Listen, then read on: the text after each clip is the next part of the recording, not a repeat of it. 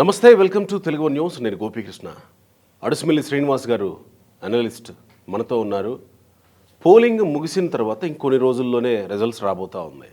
ఒకసారి ఓవరాల్గా రాష్ట్ర వ్యాప్తంగా ఉన్న పరిస్థితుల్ని నేను డైరెక్ట్గా చూసినటువంటి వ్యక్తినిగా, పోలింగ్ జరుగుతున్నటువంటి తీరు, ఆయా ప్రాంతాల్లో తిరిగినప్పుడు నాకు ఎదురైనటువంటి ఎక్స్పీరియన్సెస్, ఏ ప్రాంతాల్లో జనాలు ఎటువైపు స్వింగ్ అవుతున్నారు అనేది చూసినటువంటి వ్యవహారాలు. తర్వాత పోలింగ్ ముగిసిన తర్వాత ఇరు పార్టీల నాయకులు, అంటే ప్రధానంగా తెలుగుదేశం పార్టీ, వైఎస్ఆర్సీపీ విషయాల్లో కాన్ఫిడెన్స్ లెవెల్స్ విషయంలోనే అతిపెద్ద చర్చ జరుగుతూ ఉంది. వైఎస్ఆర్సీపీ ప్రతిరోజు ముందుకు వచ్చి మేము కాన్ఫిడెంట్గా ఉన్నామని చెప్తున్నప్పటికీ, తెలుగుదేశం పార్టీ నేతలు కొంత గుంభనంగా ఉన్నప్పటికీ, వైఎస్ఆర్సీపీ నేతలు చెప్తున్నటువంటి కాన్ఫిడెన్స్ వాళ్ళ మొహాల్లో మాత్రం ఎందుకు కనిపించడం లేదో అర్థం కాని పరిస్థితి. అడుసుమిల్లి గారు మనతో ఉన్నారు. తర్వాత అడుసుమిల్లి శ్రీనివాసరావు గారి విషయంలో ఇంకొక ప్రత్యేకమైన అంశం నేను చెప్పాలనుకున్నది ఏంటంటే, గత 3 సంవత్సరాలుగా వైఎస్ఆర్సీపీ ప్రభుత్వం పరిపాలన ప్రారంభించి 2 ఏళ్ళు అయిన తర్వాత నుంచి నెక్స్ట్ ఎలక్షన్స్ తర్వాత, అంటే 2024 ఎలక్షన్స్ తర్వాత వైఎస్ఆర్సీపీ వాళ్ళు ఇప్పటి నుంచే ప్రయత్నాలు మొదలు పెడతారు, బహుశా ఆంధ్రప్రదేశ్లో కొంతమంది ఉండకపోవచ్చు అని చెప్తూ వస్తున్నారు. ఆ పరిస్థితి ఉందా నిజంగా? అంత కాన్ఫిడెన్స్ పోలింగ్ జరిగిన తర్వాత కూడా అడుసుమిల్లి గారిలో కనబడుతుందా? మాట్లాడదాం. నమస్కారం సార్. నమస్కారం అండి. బాగున్నారా? అవునా సార్, చాలా రోజులు అవుతుంది మనం కలిసి. మీరంతా బిజీగా ఉన్నారు ఎలక్షన్స్. సార్, నా మొదటి ప్రశ్న ఏంటంటే, మీరు ఏదైతే 3 సంవత్సరాల నుంచి చెప్తూ వస్తున్నారో ఆ కాన్ఫిడెన్స్ అంతే ఉందా మీలో? ఇప్పుడు యాక్చువల్గా నేను 3 అనేటువంటి పొరపాటుగా అన్నారండి. నేను మాట్లాడడం మొదలుపెట్టి 3.5 సంవత్సరాల పైన అయింది. 3.5 సంవత్సరాల పైన అయిందా? ఓకే. నేనైతే రాయటం అయితే అంతకుముందు సోషల్ మీడియాలో లేకపోతే మనకు వచ్చిన పిచ్చి రాతలు రాసుకున్నా. అంటే ఈ మాట గురించి నేను అంటున్నాను. ఈ మాట గురించే 2019 జూన్ 30 నుంచి రాయటం మొదలుపెట్టానండి. అతను ప్రమాణ స్వీకారం తర్వాత వెంటనే. ఎందుకంటే కాపురం చేసే కాళ్ళగోళ్ళ నాడే తెలిసిపోద్ది ఇతను గోయింగ్ టు బి డిజాస్టర్ అని. అతని శాస్త్రలో, అతను అవకతవక నిర్ణయాలు, చేతగానే దద్దమ్మ పరిపాలన, అవాడే ట్రయల్ పోర్ట్ వచ్చేసింది. ట్రైలర్ ప్రజావేదిక కోల్ కొట్టడం, రివర్స్ టెండరింగ్, 3 రాజధానులు. డైరెక్ట్గా రాజమౌళి సినిమా కథ చెప్పినట్టు ఆయన చెప్పేసాడు తన పరిపాలన ఎలా ఉంటుందో. రాజమౌళి గారు ఏం చేస్తాడంటే తన సినిమా స్టోరీ చెప్పేస్తాడు ఫస్టే, తర్వాత తీసుకుంటాడు. అలాగే ఇల్లు కూడా నా పరిపాలన ఎలా ఉంటుంది, అంత దరిద్రంగా ఉంటుంది అనేటువంటి ముందే చెప్పేసాడు. సిగ్గు లేకుండా భలే జాతరుడు అన్నారు కొంతమంది. వాళ్ళందరూ ఇప్పుడు ఏం చేయాలో తర్వాత ఆలోచిద్దాం. ఇక ఆంధ్రప్రదేశ్ నా కాన్ఫిడెన్స్ కారణం ఏంటంటే ఆయన విధానం, the way of approach, modus ఆపరండి జాతి వ్యతిరేకంగా ఉందండి. ఈ దేశం, మన భారతదేశం మూల సూత్రం ఏంటండి? భిన్నత్వంలో ఏకత్వం. అంటే వివిధ ప్రాంతాలు, వివిధ భాషలు, వివిధ సంస్కృతులు కలగలిపిన భారతదేశం. ఏకత్వంగా వ్యవహరిస్తారు వీళ్ళంతా. దేశానికి కష్టం వచ్చినా నష్టం వచ్చినా అందరూ ఒక్కటే నినదిస్తారు. కానీ ఆంధ్రప్రదేశ్లో ఈయన విధానం ఎలాగుంది? కులానికి, మతానికి, ప్రాంతానికి మధ్య చిచ్చు పెట్టి పబ్బం గడుపుకుందాం అనేటువంటి ఆలోచన. ఒక్కొక్కసారి ఇలాంటి దురాలోచన, దుర్మార్గపు వ్యవహారం మీకు తాత్కాలికంగా ఫలిస్తున్నట్టు కనిపిస్తుంది. ఎందుకంటే ఒక డ్రగ్ వాడుతాడో, మత్తు పదార్థం, లేకపోతే మద్యం సేవిస్తారో, వాళ్ళు తాత్కాలిక ఆనందం ఉంటుంది. కానీ ఇల్లు ఒళ్ళు 2 గొల్లైపోతాయి. అది తాత్కాలిక ఆనందం, శాశ్వత నష్టం అంటారు దాన్ని. అలాగే ఈయన కొంతమందిని, అంటే హేట్రెడ్ పీపుల్స్, ద్వేషించే కూటమి, ఆ ద్వేషించే కూటమికి ఈయన ఆనందం కలిగించి ఉండొచ్చు. ఒక సామాజిక వర్గం మీద దాడి చేయటం కానీ, ఒక ప్రాంతాన్ని కులం పేరుతో నిర్వీర్యం చేయటం కానీ, లేకపోతే ప్రజల మధ్య విద్వేషాలు రెచ్చగొట్టడం అనేటువంటిది ఓ ద్వేషించే కూటమి. కొంతమంది ఉత్తుపున్నాన్ని ద్వేషిస్తారు. ఇప్పుడు మిమ్మల్ని చూస్తారో, మీకు వాళ్ళతో ఏ తగాదా ఉండదు, అయినా సరే మిమ్మల్ని ద్వేషిస్తారు. దానికి కారణం ఉండదు. జలసీ, మాస్ జలసీ అంటారు దాన్ని. అతను వాడుకోవడానికి ట్రై చేశాడు. కానీ నిజం అనేటువంటిది నిప్పులాంటిది కదా. అరచేతిలో నిప్పును పట్టుకుని ఎంతసేపు ఉండగలరు మీరు? అంటే జగన్మోహన్ రెడ్డి ప్రచారం అంతా ఒకే నినాదం మీద నడిచింది. మీ ఇంటికి మేలు జరిగితే నాకు ఓటేయండి అనే దాని మీదే, అదే నినాదం మీద ప్రచారం జరిగింది. ఇది ఇంపాక్ట్ చూపించి ఉండకపోవచ్చు అని అదే అనుకుంటున్నాను. మరి ఇప్పుడు ఆయన ఏం చెప్పాలో చెప్పకుండా మీ ఇంటికి మేలు జరిగితే నాకు ఓటేయండి అన్నాడు. మనకి ఏ మేలు జరిగిందిరా అని లెక్కేసుకుంటారు. ఖచ్చితంగా లెక్కేసుకుంటారు కదా, ఏ మేలు జరిగింది, అప్పుడు ఏం జరిగింది, ఇప్పుడు ఏం జరిగింది. ఖచ్చితంగా ఇప్పుడు 1,00,000 సభ్యుల సమీపం ఉన్న పట్టణంలో 20 రూపాయలు అనుకోండి, మీరు మారుమూల ప్రాంతంలో రూరల్లో ఏదో బలంగా ఉందంటున్నారు కదా, రూరల్లో కూడా 20 రూపాయలు అమ్ముతారు కదా దాన్ని. అవును కదా. దాని పెరిగిన ధరలో ఎఫెక్ట్ ఉంటుంది కదా. లీటర్ పెట్రోల్ మీ పట్టణంలో 110 ఉంటే 120 ఉంటే ఇక్కడ 120 ఉంటుంది. ఇంకో 10 రూపాయలు ఎక్కువ తీసుకుంటాడు సీసాలో పట్టుకొచ్చినాడు. కాబట్టి వీపు మీద వాతల పడిని అందరికీ సమానంగా వేసాడు. కులం చూడలేదు, మతం చూడలేదు, ప్రాంతం చూడలేదు, అందరికీ బాగానే కొట్టాడు. నీకు ఎవడైనా సరే పెడితే తింటాడు, కొడితే పడ్డండి. సింపుల్ లాజిక్ ఇది. జగన్మోహన్ రెడ్డి గారు ఏమనుకున్నాడు, బటన్ నొక్కాను డబ్బులు వేసాను అనుకుంటున్నాడు. ఎంతమందికి వేసాడు, రాష్ట్ర ప్రజలు ఎంతమందికి వేసాడు ఈయన, అసలు లబ్ధిదారులు ఎంతమంది, అందరికీ అందిందా, ఇది ఒకటి గమనించాలి కదా. దీన్ని మైండ్ గేమ్ అనమాట. ఇదిగో ఆ సెక్షన్ ఆఫ్ పీపుల్ అందరూ అతను వెనకాల ఉన్నారు, కులగజ్జితో రగిలిపోయే వాళ్ళు ఇంకా కొంతమంది ఉన్నారు, ఇతరులను ద్వేషించేవాడు కూడా, ద్వేషించే కూటమి కూడా ఉంది, కాబట్టి అతను గెలుస్తాడు. ఇది ఒక బ్లైండ్గా గుడ్డివాదన ఒకటి లేవదీశారు. దీనికి కారకులు ఎవరంటే కొంతమంది సమాజంలో స్థిరపడి వివిధ వృత్తుల్లో ఉండి వాళ్ళ జీవితానికి శరమాంకానికి వచ్చిన తర్వాత అమరావతిని భ్రమరావతి అంటాడు అప్పుడు. అది ఒక ప్రభావవంతంగా వెళ్తుంది అమరావతి మీద, అక్కడున్న ప్రాంతం మీద. డెఫినెట్గా అందరూ అభిమానించరు కదా, అందరికీ ఆత్మగౌరవం ఉండదు కదా. కొంతమంది ఆడెలా పోయినా నాకు దక్కనిది ఎవరికీ దక్కకూడదు అనేటువంటి వాళ్ళు ఉంటారు కదా, వాళ్ళని ఆకర్షిస్తుంది. అపహాస్యం చేసాడు. ఇప్పుడు ఒక గౌరవమైన స్థానంలో ఉండి నువ్వు చెప్పేది 10 మంది వింటున్నప్పుడు నువ్వు వాళ్ళ మెదళ్ళలో ఒక విషయాన్ని నింపకూడదు కదా. అంటే ఇప్పుడు అలాంటి ప్రచారం ఏమన్నా పనిచేసింది అనుకోవాలి. ఈ 5 ఏళ్లలో ఈ జగన్మోహన్ రెడ్డి పతనం కనపడకుండా ఉండడానికి కారణం వీళ్ళు. ఓకే. ఆ పతనం ఇప్పుడు ల్యాండ్ స్లైడింగ్ అవుద్దండి, కొండ చర్యలు జారి పడుతూ ఉంటాయి. జారి పడుతున్నప్పుడు వాటి కదలిక, కొండ చర్య జారి పడుతున్నప్పుడు మొట్టమొదట కదలిక మీ కన్ను కనబడదు. అవును. చివరికి వచ్చిన దెబ్బలు పడిపోతాయి. అది కనపడకుండా చేసినాయి వీళ్ళ వాదనలో. అది జగన్మోహన్ రెడ్డి నష్టమే చేసింది. వీళ్ళు ప్రజల్లో వెరిసేయరు, ప్రజలకు దూరం అయ్యారు, ప్రజల మనసులు పాడు చేయడానికి ప్రయత్నం చేశారు. అలాగే ఉపాధ్యాయ వృత్తిలో ఉండి, అధ్యాపక వృత్తిలో ఉండి 10 మందికి పాఠాలు చెప్పి 10 మందిని ప్రభావితం చేయగలిగి నువ్వు మంచి మాట్లాడడానికి నీకు అవకాశం ఉండి కూడా సూట్ కేసులకో లేకపోతే ఇంకో దానికో లేకపోతే ఎవరి మీద ద్వేషం కారణంగానో నువ్వు ప్రజల్ని మభ్యపెట్టి వాళ్ళని పక్కదారి పెట్టించి వాళ్ళ మెదళ్ళని కొల్లబెట్టామంటే ఇలాగా అనేక మంది చేశారు. అది ఏమనుకున్నారు, దానికి జగన్మోహన్ రెడ్డి గారు తగిన పారితోషికం ఇచ్చి ఉంటాడు గ్యారంటీగా. వాళ్ళు ఏమనుకున్నారు, మాది మాకు వస్తుంది అనుకున్నాడు. వాళ్ళు కూడా మన గురించి మంచిగా మాట్లాడుతున్నారు అనుకున్నారు. కానీ జరుగుతున్న నష్టం, ప్రజలకి జరుగుతున్న నష్టాన్ని ఎవరూ గమనించలేదు. ఇది మరి వీళ్ళు ఏమనాలి, ఈ టైప్ మాట్లాడిన వాళ్ళందరినీ కూడా. అలాగే అధికారులు ప్రజలు ఇచ్చి పన్నులు కట్టిన జీతాలతో పనిచేస్తా, ప్రజలకు బాధ్యతలుగా ఉండాల్సిన వాళ్ళు, ప్రజల రక్షణగా ఉండాల్సిన వాళ్ళు ప్రజాద్రోహం జరుగుతుంటే, ప్రజా వ్యతిరేక నిర్ణయాలు తీసుకుంటుంటే, రాజ్యాంగ చట్ట ఉల్లంఘనలు జరుగుతుంటే, కోర్టు ఆదేశాలను బేఖాతరు చేస్తుంటే కూడా వాళ్ళు బానిసల్లాగా వ్యవహరించారు. వాళ్ళు దేనికి లొంగారు, అయితే సూట్ కేసు లేకపోతే కేసు, దేనికి లొంగిపోయి ప్రజాద్రోహం చేశారు. వీళ్ళందరూ వెరసి ఆంధ్రాద్రోహులుగా మిగులుతారు వీళ్ళు. మరి ఆంధ్రాద్రోహులు అనేటువంటిది ఒక వైరస్ లాగా వ్యాపించింది. వీళ్ళు అన్ని చోట్ల అలుముకున్నారు. మీడియాలో ఉన్నారు, సోషల్ మీడియాలో ఉన్నారు, ప్రింట్ మీడియాలో ఉన్నారు, లేకపోతే యూట్యూబ్లో ఉన్నారు. ఇలాగ అన్ని రకాలుగాను వెబ్సైట్ల రూపంలోనూ ప్రజలను కమ్మేస్తూ ఉన్నారు. మరి కరోనా లాంటి ప్రపంచాన్ని గడగడలాడించిన దాన్ని ఎదుర్కొన్న ప్రజలు దీన్ని ఎదుర్కోలేరా? కరోనా వచ్చినప్పుడు ఏం చేశారు, క్వారంటైన్ చేశారు. అలాగే వీళ్ళని కూడా క్వారంటైన్ చేయాలి రేపు వచ్చి ప్రభుత్వాలు. అదొకటి. ఇది జగన్మోహన్ రెడ్డి గారు కళ్ళు మూసిపోయి స్థానిక సంస్థలు ఎన్నికలప్పుడు దౌర్జన్యమే గెలవగలిగాడు అతను బేసిక్గా ఆధారపడింది ఏంటంటే దౌర్జన్యం, అరాచకం, దుర్మార్గం, అవినీతి, డే లైట్ రాబరీ చేసి తెచ్చిన డబ్బులు, పెత్తనం, అధికారం ఉంది.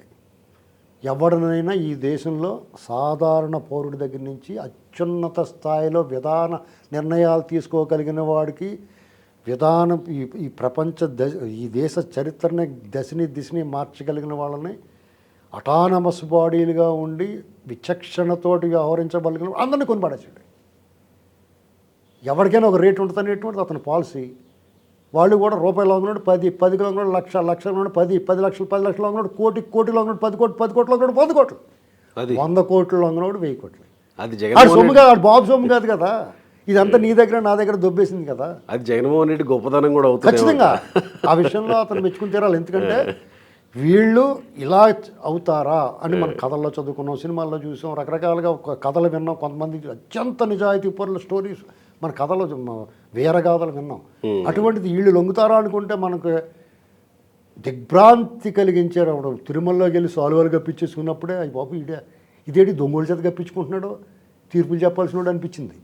ఇలాంటివన్నీ చూసిన తర్వాత డెఫినెట్గా అతనికి ధైర్యం ఉంటుంది, మనం ఏమైనా చేయగలమని. వాళ్ళ చేతిలో బూట్లు లాగే అధికారులు ఉన్నారు, వ్యవస్థలన్నీ భ్రష్టు పట్టిపోయినాయి, వ్యవస్థలన్నీ కూడా అసలు ఆ సర్వనాశనం చేసి పెట్టాడు, పుచ్చిపోయి పురుగట్టేసినాయి. కానీ ఇక్కడే మీరు ఇంత చెప్పారు కదా, జగన్మోహన్ రెడ్డి ఇలా అధికారుల్ని లేకపోతే కొంతమంది మేధావులు అనుకునేటువంటి వాళ్ళని ఇలా మేనేజ్ చేశాడని. కానీ నిన్న సిట్ని కలిసిన వైఎస్ఆర్సీపీ బృందంలో ఉన్న అంబటి రాంబాబు, పేరు నాని, జోగి రమేష్ వీళ్ళంతా గగ్గోలు పెట్టారు. ఎందుకు? అసలు పోలీసులు మా మాట వినలేదు, టీడీపీ కార్యకర్తల్లాగా పనిచేశారు, దొంగ ఓట్లు వేయించారు. ఇప్పుడు అధికారంలో ఉన్నది వాళ్ళతో కలిసి పనిచేసినటువంటి అధికారులు, పోలీసులు వీళ్ళు ప్రతిపక్షంతో ఎందుకు కలుస్తారు? దానికి కారణం ఏంటంటే మీకు ఏమవుతుందంటే అండి, ఒళ్ళు కొవ్వెక్కిపోయి మదం ఎక్కిపోయి అధికార మతంతో దురహంకారంతో వ్యవహరించే వాళ్ళకి కొన్ని విషయాలు కనిపించవు కంటికి. వాళ్ళు హుకుం బాస్ కా హుకుం అన్నట్టుగా వ్యవహరిస్తూ ఉంటారు. పోలీసులు కూడా ఎస్బాస్ అంటూ ఉంటారు, ఏఎస్లో ఎస్బాస్ అంటూ ఉంటారు. ఇవన్నీ చూసిన తర్వాత నాకు తిరిగి ఏముంది అనుకుంటాడు. అయితే అక్కడ వాస్తవంగా జరిగింది 2019 ఎన్నికల్లో 143 స్థానాల్లో ఓన్లీ డిఫరెన్స్ 2%, అంటే 5,000 ఓట్లు టీడీపీ వైసీపీకి మధ్య. అది అలా పక్కన పెడితే 3,90,00,000 ఓట్లు గత ఎన్నికల్లో, అందులో 20 లక్షల ఓట్ల పైన చచ్చిపోయిన వాళ్ళు ఓట్లు ఉన్నాయి, చనిపోయిన వాళ్ళు ఓట్లు ఉన్నాయి. ఈ తెలుగుదేశం వాళ్ళు అవన్నీ చూసుకోకుండా మాదే గెలుపు అనుకుని పసుపు కుంకలు ఇచ్చాం కదా అనుకున్నారు. కానీ వాళ్ళు ఏం చేశారంటే చాలా తెలివిగా పగడ్బందీగా ఆ ఓట్లన్నీ జాగ్రత్తగా పోల్ చేయించుకున్నారు. ఎవరు చెప్పారు మీకు ఇది? 2 చేతులతో గుద్దేమన్నాడు కదా ఒకడు అన్నారుగా. 2 చేతులతో ఎవడే గుద్దుతాడు? చచ్చిపోయిన ఓట్లు అయ్యి ఐడెంటిఫై చేస్తారు, లాస్ట్కి వచ్చినోటికి అయ్యే కదా కనపడతాయి, రాని ఓట్లు ఉంటాయి కదా. ఉద్యోగ సంఘాల నేత సూర్యనారాయణ ఓటు వేసిన తర్వాత వెళ్ళిపోయిన అందరూ రౌండ్ చుట్టేస్తారు, ఇంకెన్ని మిగిలిన చూసుకుంటారు. అవన్నీ 20, 30, 50, 100 కొట్టేశారు. 200 బూతులు ఉంటాయి ఒక్కొక్క నియోజకవర్గానికన్నా. ఒక్కొక్క బూత్లో 50 ఓట్లు కొడితే 10,000 అయిపోయింది ఎలక్షన్. కానీ డిఫరెన్స్ కేవలం కొన్ని చోట 2% అంటే 5,000 ఓట్లే. అంటే ఏ రేంజ్లో మీకు పని జరిగిందో చూసుకోండి. వీళ్ళకి క్షవరం అయిన తర్వాత వివరం వచ్చింది వీళ్ళకి, అసలు ఇదంతా ఎలా జరిగింది. రకరకాల ఈ దిగ్భ్రాంతి నుంచి తేరుకోవడానికి ఒక సంవత్సరం పట్టింది. తేరుకున్న తర్వాత చూస్తే ఈ ఓటర్ లిస్టులు అసలు ఏం జరిగింది, వాళ్ళు ఆపరేషన్ చూసుకుంటారు కదా, పోస్ట్ మార్టం చేసుకున్నప్పుడు ఈ దొంగ ఓట్లు ఇలా చేసింది ఇవన్నీ క్రోడీకరించుకుంటే 20 లక్షల ఓట్లు. అప్పటి నుంచి వాళ్ళు పనిచేయడం మొదలెట్టి వాళ్ళు ఎన్నికల దగ్గరికి వచ్చే 2 ఏళ్ళ ముందు నుంచి మొదలెట్టారు. వాళ్ళు దొంగ ఓట్లు జాయిన్ చేస్తున్నారని చూడటానికి అలాగే ఉంది. తిరుపతి ఉప ఎన్నికప్పుడు వాళ్ళని తీసుకొచ్చి వేయించడం, తిరుపతిలో 100 లక్ష ఐడి కార్డులు తయారు చేయించి ఎన్ని చూడండి, జనం నమ్మారు వీళ్ళ మాట. అంతే టపాలమని ఎన్ని ఓట్లు లేపేశారండి? 30-40 లక్షల ఓట్లు లేపేశారు కదా. గొగ్గోలు పెట్టేసి తర్వాత నెక్స్ట్ స్టెప్ వాళ్ళు ఏం చేశారు? మా ఓట్లు లేపేశారు అని చెప్పి గొడవ పెట్టేశారు. చచ్చినట్టు మళ్ళీ ఓట్లు జాయిన్ చేసుకుంటూ మొదలెట్టారు. ఎలక్షన్ కమిషన్ పెట్టుకుంటే జాయిన్ చేసుకుంటే టైం కూడా ఇచ్చారు. ఆ సందులో కర్ణాటకలో ఉన్నవాళ్ళు, ఆంధ్ర తెలంగాణలో ఉన్నవాళ్ళు, మద్రాసులో ఉన్నవాళ్ళు, వాళ్ళ ఓట్లు అందరూ అక్కడెక్కడ కూడా ఓటు ఉన్న వాళ్ళు అందరితోనే అక్కడ ఓటు వేసేసిన తర్వాత ఇక్కడ జాయిన్ చేసేసుకున్నారు, అక్కడ క్యాన్సిల్ చేసుకుని ఇక్కడ జాయిన్ చేసేసుకున్నారు. అలాగా 40 లక్షల ఓట్లు జాయిన్ అయినాయి. 40 లక్షల్లో యూత్ కొత్తగా 10 లక్షల మంది 12 లక్షల మంది కొత్తగా ఓటు హక్కు వచ్చిన వాళ్ళు ఉన్నారు. ఇలాగ జాయిన్ అయిన వాళ్ళు 10 లక్షల ఓట్లు ఉన్నారు. వాళ్ళు తీసేసి మళ్ళీ జాయిన్ అయినవి 10 లక్షలు ఉన్నాయి. ఇలా కొత్తగా జాయిన్ అయిన తర్వాత ఇది చాప కింద నీరులో చాలా పగడ్బందీగా వ్యవహరించి టీడీపీ వాళ్ళు చాలా వ్యూహాత్మకంగా, అంటే అది ఎక్స్పీరియన్సు పెర్ఫెక్షన్ అంటే అదే. ఎన్నికలకి యుద్ధం వార్ ఫీల్డ్ ఎలా ఉండాలి, సరైన సమయానికి ప్రత్యర్థి దిగ్భ్రాంతి గురవాళ్ళ శాస్త్రాలు ఉడికిపోతామంటారు, ఏం చేయాలో అర్థం అవుతుంది వాళ్ళకి. అది చేసుకున్నారు వీళ్ళు ఏమనుకుంటారు, టీడీపీ వాళ్ళు పేదడుపులు పెడబొబ్బులు ఆర్తనాదాలు విని భలే చేసేసాం దోలు తీర్పుని ఏడుతున్నారు అనుకుంటున్నారు వాళ్ళు. వీళ్ళు ఇలా గ్రౌండ్ ప్రిపేర్ చేసుకున్న తర్వాత ఎన్నికల నాడు మధ్యాహ్నానికి ఆ బొమ్మ బయటపడింది. తండోపతండాలు కానీ మీకు ఎప్పుడైనా వెళ్ళారు అంతమంది జనం ఏంటండి? 6 పండుగలు 6 సంక్రాంతి పండుగలకు వచ్చినంత జనం వెళ్ళిపోయారు అక్కడికి. వీళ్ళందరూ శుభ్రంగా పొద్దున్నే 7 గంటలకే లైన్లో నిలబడిపోయి 10-11 వేసి పడుతుంటారు. అసలు మామూలుగా ఏం జరుగుద్ది? ఈ వాలంటీర్లు పట్టుకుని వాళ్ళ బటన్ లబ్ధిదారులందరినీ కూడా చెయ్యట్టు తీసుకొచ్చి వేయించాలి వాళ్ళు. ఉదయం మధ్యాహ్నం నుంచి గొడవలు చేసి వీళ్ళందరూ ఎలక్ట్ పీపుల్ కొంచెం పెద్ద మనుషులు ఉన్న వాళ్ళందరినీ తరిమి వెళ్ళాలి అలాంటి వాళ్ళందరినీ. ఇటు ఈ గొడవలతో ఇంకొంచెం గొడవ బాబుని పోతాం కదా, వాళ్ళ ప్లాన్ అక్కడ రివర్స్ అయింది. వీళ్ళందరూ ముందే వచ్చేసి ఓట్లు వేసేసారు. అప్పుడు అర్థమైంది వాళ్ళకి. సాధారణంగా సినిమాలో ఏం చేస్తాడు, విలన్ ఏం చేస్తాడు, ఇంటర్వెల్ దాకా ఆడు దౌర్జన్యాలు సాగిస్తాడు. అలా వీళ్ళు ఓరు బాబు అని చెప్పేసి వాళ్ళు మొదలెట్టారు. ఇంటర్వెల్ ముందు పిన్నెల లక్ష్మారెడ్డి లేకపోతే పెద్దిరెడ్డి, ద్వారంపూడి చంద్రశేఖర్ రెడ్డి ఎంతో పీస్ఫుల్గా ఉంటుంది అక్కడ, పల్నాడు ఏరియాలోను అన్ని చోట్ల మొదలెట్టేశారు. తాడిపత్రిలోను ఇంటర్వెల్ తర్వాత డెఫినెట్గా హీరో ఎగురెగురుతుంటాడు. అలా వీళ్ళు మొదలెట్టారు. వీళ్ళకి ఒక ధైర్యం వచ్చేసింది, మన ఓట్లన్నీ అయిపోయినరా బాబు అనుకున్నారు, వీళ్ళు మొదలెట్టారు. ఈ విషయంలో నేను మొదటి నుంచి చెప్తున్నాను, తెలుగుదేశం వాళ్ళు తక్కువ అంచనా కంటారా బాబు మీరు, వాళ్ళు డెఫినెట్గానే మీకన్నా క్రూరులు. మీరు పచ్చినెత్తురు చేతులతో తడిపి అదటోళ్ళు బట్టలు పోస్తారో వాళ్ళు ఏకంగా తాగేస్తారో అని చెప్పాను లేదా, ఎన్నోసార్లు చెప్పాను. వీళ్ళు మొదలెడితే వాళ్ళ ఆహాకారాల ఆర్తనాదాలతో పారిపోయారు వాళ్ళు వీరులు సూర్యులు. తెలుగుదేశం వాళ్ళు ఎన్నాళ్ళు భయపడ్డారు, ఒక రకంగా వీళ్ళు ఏం దుర్మార్గం చేస్తారా బాబు అని. ఏకంగా వాళ్ళు వదిలేసి పారిపోయారు. ఇప్పుడైతే మొత్తానికి అప్స్కాండ్ అయిపోయారు. ఇది వాళ్ళకి అర్థమయ్యేటప్పటికి మొత్తం అంతా చూసుకునేటప్పటికి ఎక్కడికక్కడ చెప్తున్నారు. అప్పుడు 2 చేతులతో గుద్దులు ఈసారి 2 చేతులతో వీళ్ళకి గుద్దకపోయినా వాళ్ళని గుద్దుకునే ఉన్నది. చూసారా, తెలుగుదేశం పార్టీ ప్రతిపక్ష కూటమికి ఉపయోగపడకపోయినా కనీసం ఆన్ చేయలేదు వాళ్ళు. ఎంతో కొంత మేలే చేసినట్టు రిపోర్ట్లు వస్తున్నాయి. దానికి ప్రత్యక్ష ఉదాహరణ ఏంటంటే కొంతమంది ఇండివిజువల్గా విశ్లేషణలు చెప్పి విలేకరులు ఉన్నారు. ఒక ఆయనే చెప్తున్నాడు, ఆయన ఆల్రెడీ ఓటమికి కారణాలని, వైసీపీ ఓటమికి కారణాలు ప్రిపేర్ చేస్తున్నాడు, గ్రౌండ్ చెప్పేస్తున్నాడు. అందుకని వాళ్ళు బయటకు వచ్చి మొట్టమొదటిసారిగా ఎప్పుడు కూడా పై చేయి కింద ఉండేది వాళ్ళది. వాళ్ళు కొట్టేసి వాళ్ళు ఇప్పుడు ఎలా మాట్లాడుతున్న బేదర్పులు ఆహాకారాలు అప్పుడు చేసేవారు. వాళ్ళే కొట్టేసి వాళ్ళే వచ్చి అయ్యో మా వాళ్ళే కొట్టేశారు అది ఇదని చెప్పారు. కులాసాగా దిలాసాగా వెక్కిరించినట్టు మాట్లాడేవారు. ఇప్పుడు అది ఇవాళ వాళ్ళ గతి ఎలా పట్టిందంటే చావు దెబ్బలు తినేసి వాళ్ళ ఆహాకారాలు చేస్తుంటే ఎవరు నమ్మట్లేదు. నిజంగా సహజంగా ఎవరైతే గెలుస్తారో, ఎవరికైతే వేవ్ ఉందనుకుంటారో వాళ్ళకి కాస్త అధికారులు కూడా అనుకూలంగా వ్యవహరించడం కొన్ని సందర్భాల్లో చూస్తూ ఉంటాం ఎలక్షన్లలో. ఇప్పుడు వైసీపీ వాళ్ళు, అమ్మట్రాంబాబు లాంటి వాళ్ళు అధికారులంతా వాళ్ళకి పనిచేశారు అని అంటే ఒక రకంగా మేము ఓడిపోతున్నామని చెప్పుకున్నట్టే అనుకోవాలేమో కదా. మిక్స్డ్గా ఉంది. అధికారులందరూ కూటమి వైపు ఉన్నారని చెప్పలేం.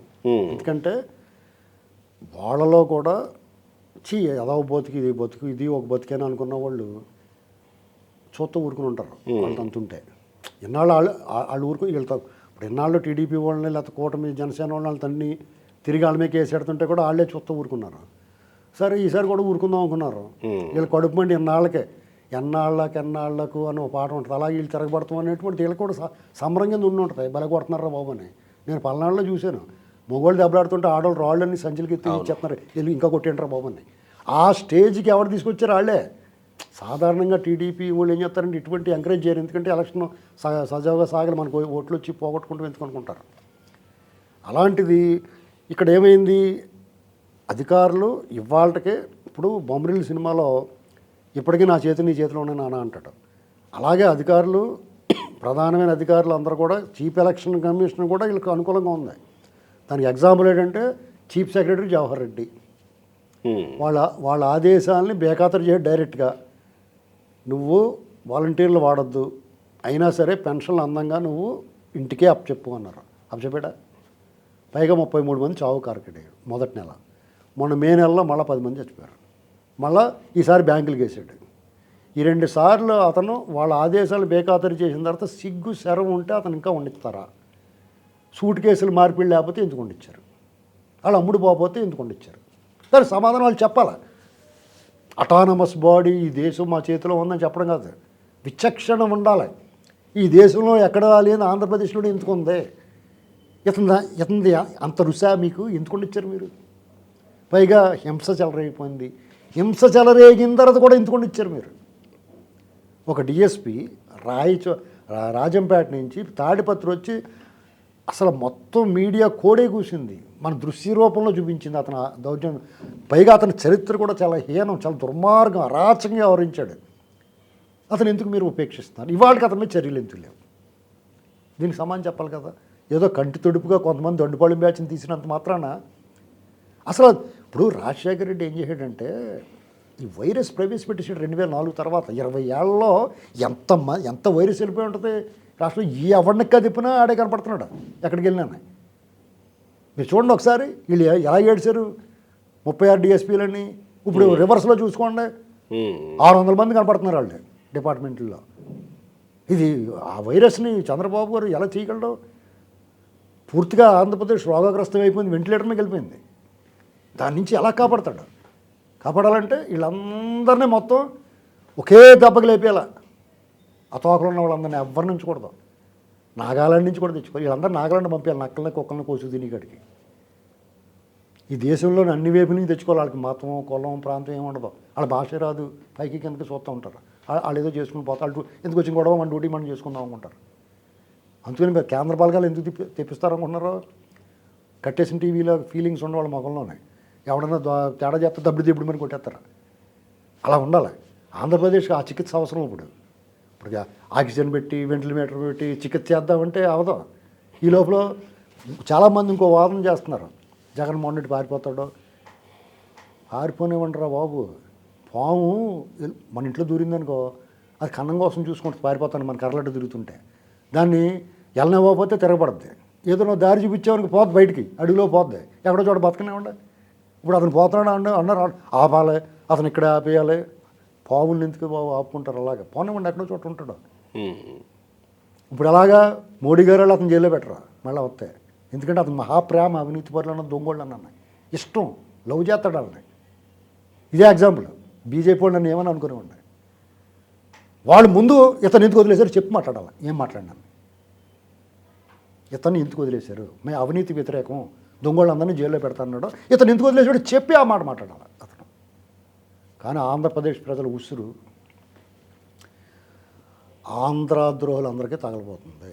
ఎందుకంటే మీ న్యాయ వ్యవస్థ కానీ, ఈ యంత్రాంగాలు కానీ, ఈడీలు కానీ, సిబిఐలు కానీ మీరు చేయలేని పని ఖచ్చితంగా ప్రకృతి చేస్తుంది. కర్మ అనేటువంటిది ఉంటుందో, వీళ్ళ శోకం, వీళ్ళ ఆక్రోశం, అది శాపమే వెంటాడుద్ది. ఖచ్చితంగా మోడీ గారు మళ్ళీ అధికారంలో రావాలి. కానీ అడుగు దూరంలో ఆగిపోతాడు. జగన్మోహన్ రెడ్డి గారు వాళ్ళే చూసారా, వాళ్ళంత ధీమాగా ధైర్యంగా ఉండేవారు, బేలగా మారిపోయారు వాళ్ళు. వైనాట్ 175 అన్నవాడు బిక్కుమంటే చూస్తూ ఉన్నాడు. వాళ్ళకు ఈ దేశాన్ని బట్టిన సీడపురుగు ఇంకోడు ఉన్నాడు, పీకే అన్నవాడు, ప్రశాంత్ కిషోర్. వాడు డైరెక్ట్గా చెప్తున్నాడు ఎందుకు పనిరెడ్డి పోతున్నాడని. కారణం ఏంటి? కొత్తగా టీడీపీ వాళ్ళు 2019లో ఏం పోరాడారు, 2024లో అదే పోరాడారు. అవును కదా. ఆ రోజు నుంచి చంద్రబాబు నాయుడు గారు ప్రజలు చెప్తున్నారు, ఓరు బాబు మీరు సర్వనాశనం అయిపోతున్నారు బాబు, మీరు బాగుపడండి. వాళ్ళు చెప్పాడు, వాళ్ళు చెప్తున్నాడు. లోకేష్ గారు పాదయాత్ర చేసి అరికాళ్ళు, అసలు కష్టమంతా లోకేష్. మీరు అతని అన్సంగ్ హీరోగా మార్చకూడదు, అతను మర్చిపోకూడదు. ఈ చైతన్యం వచ్చాడు అతను. రాయలసీమలో అతను పాదయాత్ర పుణ్యమాపట 3 ఎమ్మెల్సీలు నెగ్గారు.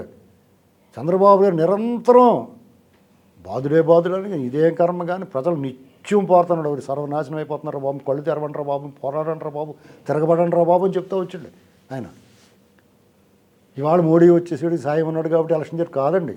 మోడీ గారు వచ్చినా రాపని, ఎవడొచ్చినా రాపని, ఇవాళ జగన్మోహన్ రెడ్డికి జగన్ వెర్సస్ జనం. ఇతను వద్దు మాకు అనుకున్నారు.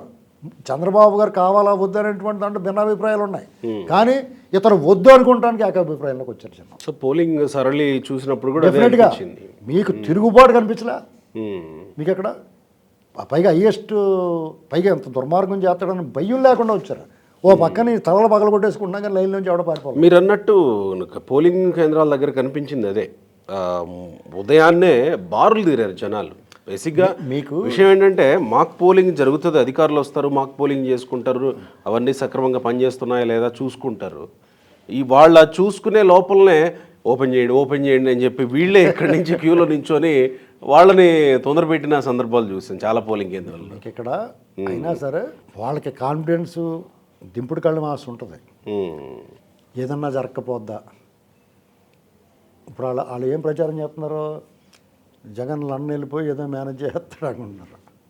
అతను ఏం మేనేజ్ చేయడు. ఏది కొనుక్కుందాం, డబ్బు ఎలా తెచ్చుకోవాలి ఇక్కడికి, మన దొండిపళ్ళు ముఠాలు ఎవడెవడిని తెచ్చుకోవాలి ఇక్కడికి, ఇంకో దేశం ఎలా పెట్టుకోవాలి. ఇప్పుడు ఒక కొట్టు దివాళా తీసిందనుకోండి వ్యాపారం, ఇంకో చోట పోయి వ్యాపారం పెట్టుకుంటాడు. అలాగా అతను ఇంకో దుకాణం ఎక్కడ పెట్టుకుందాం, లేదా ఏకంగా దేశమే కొనేసుకుందాం అనుకుని ఆలోచన చేసుకుంటూ ఉంటాడు. అతను అలా చేసుకునే ఉంటారు. బాబు మీకు ఆ బెడద ఉండదు అని చెప్తున్నాను నేను.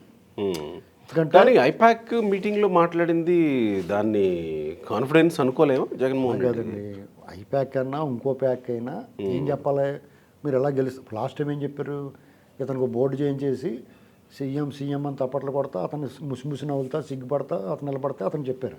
ఈసారి ఇతను వాళ్ళకి ఓదార్పిచ్చాడు. మరి పర్లేదులేరా బాబు, నేనే నెగ్గుతాను 175 అంటే వాళ్ళు ఎరుమోకాలు వేసుకుని వాళ్ళు చూస్తున్నారు. పక్కన బొత్స సత్యనారాయణ గారు ఇదేంటి ఇలా చెప్తున్నాడు వీడు అని పైకి ఎందుకు చూస్తున్నాడు. మీకు face is the index of mind అండి. డెఫినెట్గా మీకు వాళ్ళు దాచుకోలేరు. లోపల నుంచి అది శిక్షణ పొందిన నటులు మాత్రమే నటించగలరు, వీళ్ళు నటించలేరు. ఎలా నటించగలుగుతారు? లోపల నుంచి ఆవేదన, రేపు నుంచి మన పరిస్థితి ఏంటరా బాబు, లోకేష్ రెడ్ బుక్ కట్టాలంటున్నాడని అదో భయం ఉంటుంది. ఈ అవమానం చేసిన అరాచకాలు గుర్తుకొస్తూ ఉంటాయి. రేపు జనం ఎలా రివర్స్ అవుతారో, అసలు ముఖం ఎలా చూపించాలి.